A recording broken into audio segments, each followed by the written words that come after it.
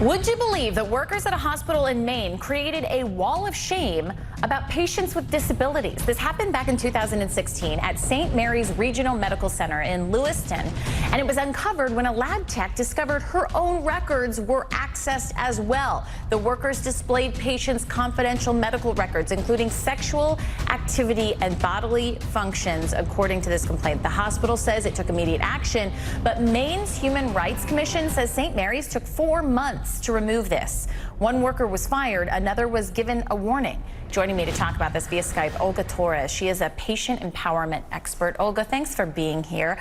So what are the dangers in having something like this go on in a hospital, aside from just the anguish it could cause the patient and the patient's family? Well, hi, Lynn. Thank you for having me. Well, the dangers are multiple. First, violates HIPAA. The technicians that access this information did not have the right to access this information, and they obviously should not have put this up anywhere, much less in a place where other people, other employees had access to it.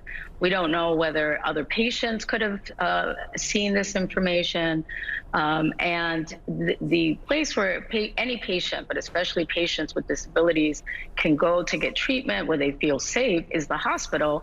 And by doing this, it sends the message the hospital and doctors are not a safe haven for them. So Yeah. It just sends a horrible message across the board. Of course, and especially for a family member to find out that their disabled loved one was put in this position, they were angered. The hospital issued a statement. They say they do not tolerate or condone discrimination or harassment of any kind for any reason. They also do not tolerate any violation of their privacy and their patients' privacy or medical records. Now, one employee no longer works there, but what should the punishment for something like this be?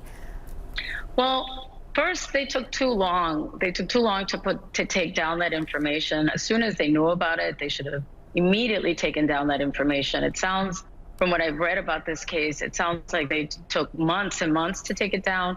The complainant in this case has proof that they took months to bring it down. Under HIPAA, there could be civil and criminal case that could be brought against anybody that put that information up.